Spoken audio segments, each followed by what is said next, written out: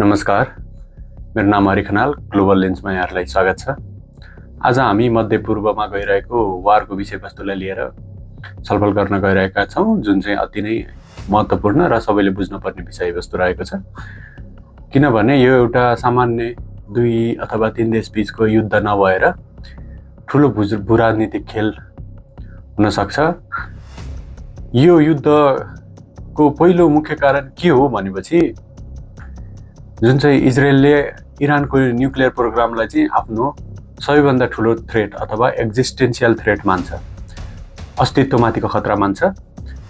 र विगत धेरै वर्षदेखि नै 20-30 वर्षदेखि नै इजरायलले चाहिँ इरानमाथि न्युक्लियर प्रोग्राम बन्द गर्नुपर्ने दबाब दिइरहेको छ र इन्टरकन्टिनेन्टल ब्यालिस्टिक मिसाइलहरू पनि बन्द गर्नुपर्छ, उनीहरूले पूर्ण रूपमा त्यो चाहिँ सुचारू गर्नु हुँदैन भन्ने इजरायलको दाबी छ भने इरानले चाहिँ यो दुईटा कुरा बन्द गर्न मान्दैन र उसले कन्टिन्यू यो कुराहरू बनाउँदै गरेको छ र मिसाइलमा पनि ऊ धेरै नै अगाडि बढिसकेको छ र सुन्नमा आएको छ न्युक्लियर बम पनि उसले लगभग बनाइसकेको छ। तर के खेल यति मात्र हो त? इजरायलले चाहिँ पहिल्यैदेखि दबाब दिइरहेको छ। 2025 मा पनि अमेरिकाले बङ्कर बस्टर बमहरू हालेर चाहिँ इरानको न्युक्लियर प्रोग्रामहरू ध्वस्त गरेको भन्ने दाबी गरेको छ र त्यति बेला ध्वस्त गरिसकेको प्रोग्राम फेरि अनि उसले इरानले अथवा फेरि इजरायलले किन चाहिँ यसलाई बन्द गर्नु पर्यो, फेरि किन यसलाई सटडाउन गर्नलाई उसलाई प्रेसराइज गर्नु पर्यो त? यी दुईटा कुरा मात्र नभएर अमेरिकाले चाहिँ चाइनालाई दबाब दिन खोजिरहेको छ।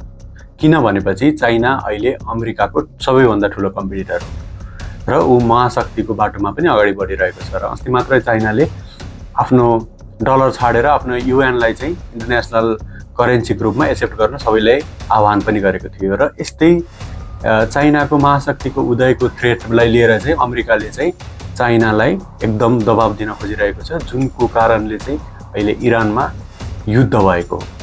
किन भनेपछि चाइनाले चाहिँ इरानबाट लगभग 90% उसको इन्डस्ट्री अथवा उसको इनर्जीलाई धान्ने चाहिँ तेलहरू आयात गर्छ। र अस्ति भेनेजुएलामा पनि अमेरिकाले सरकार ढलायो, त्यहाँबाट पनि चाइनाले चाहिँ एकदम धेरै मात्रामा तेल खरिदथ्यो।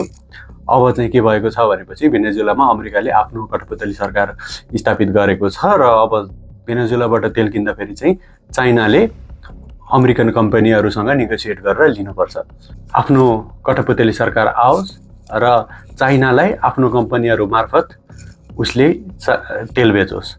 यो किन चाहन्छ भनेपछि पहिलो कुरो त डलरको मोनोपोली। यदि उसले तेललाई कन्ट्रोल गर्यो भने डलरलाई पनि कन्ट्रोल गर्छ र डलरलाई कन्ट्रोल गर्यो भने ऊ जहिले पनि सुपर पावर रहिरहन्छ। किनभने तेल भनेको सबैभन्दा शक्तिशाली रिसोर्स हो यो विश्वको।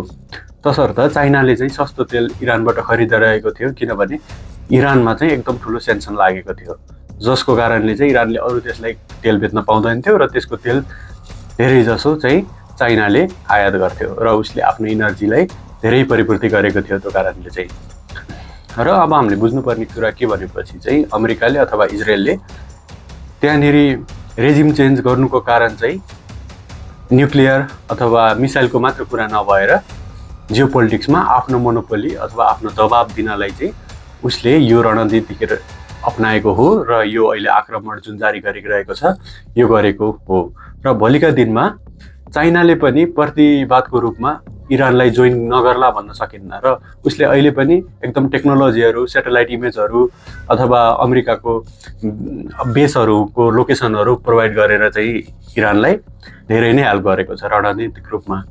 तसर्थ चाइना डाइरेक्ट वारमा नआए पनि उसले अहिले रणनीतिक रूपमा चाहिँ इरानलाई सहयोग गरेको छ र भोलि डाइरेक्ट वारमा आउन नसक्ला भन्न सकिँदैन, किनभने अमेरिकाले चाहिँ इरानमा अट्याक गरेर चाहिँ चाइनाको एकदम घाँटी नै थिचेको जस्तो अवस्थामा पुर्याएको छ। यो कारणले चाहिँ चाइनामा चाहिँ भोलि यदि अमेरिकाको कम्पनीहरूबाट चाइनाले तेल किन्नु पर्यो भने उसले महँगो पैसामा तेल किन्नुपर्छ र उसको विश्वव्यापी उसको वर्चस्व पनि एकदम कमजोर देखिन्छ। तसर्थ यो युद्ध चाहिँ सामान्य इजरायल इरानको 2-4वटा कुराको मात्र नभएर यो चाहिँ भूराजनीतिक चलखेल हो, जसको युद्धभूमि चाहिँ इरान बन्न गएको छ र यो अझै लामो समयसम्म कन्टिन्यू हुन सक्छ, किनभने इरानसँग पनि थुप्रै मिसाइलहरू अथवा पावरहरू छ र उसलाई कन्टिन्यू अझै चाइना अथवा रसियाले सकेसम्म आफ्नो मिसाइल ड्रोनहरू हेल्प गरिरहन्छ जबसम्म उनीहरू नेगोसिएट गर्दैनन्। तसर्थ आज हामीले के बुझ्यौँ भनेपछि चाहिँ एउटा जुन देखिन्छ, जुन चाहिँ हाम्रो आँखाले देख्छ, त्यो मात्र कारण नभएर भूराजनीति अथवा यो संसारको पोलिटिक्समा चाहिँ धेरै कारणहरू लुकेको हुन्छ, जसको कारणले चाहिँ युद्ध हुन्छ। सामान्य अथवा 2-4वटा कारणको बिचमा यो युद्ध हुन सक्दैन, किनभने जस्तै इरानमा पनि पहिलेदेखि न्युक्लियर प्रोग्रामहरू बनायो भन्दै इजरायलले पहिलेदेखि हमला गर्दै आएको छ। यो त सामान्य कुरो हो र यो उनीहरूले पहिलेदेखि यसलाई चाहिँ पहिलेदेखि उनीहरूले वार्ता गरेर नै टुङ्गिसकेको कुरो पनि हो। र यसमा चाहिँ आफ्नो दुईटा देश इजरायल र अमेरिका बीच छुट्टै स्वार्थ रहेका छन्, किनभने इजरायलले चाहिँ इरान अथवा मुस्लिम कन्ट्रीहरूलाई आफ्नो अस्तित्वमाथिको खतरा मान्छ भने अमेरिकाले चाहिँ चाइनाको मोनोपोली अथवा चाइनाको ग्रोइङ पावरलाई रोक्नलाई अथवा इन्डस्ट्रियलाइजेसन उनीहरू जुन चाहिँ पेसमा अगाडि बढिरहेका छन् त्यसलाई रोक्नलाई चाहिँ अमेरिकाले चाइनामाथि दबाब हाल्न खोजिरहेको छ। यति भन्दै आजको मेरो यो छोटो मिठो सानो भिडियो चाहिँ यही टुङ्गाउँछु।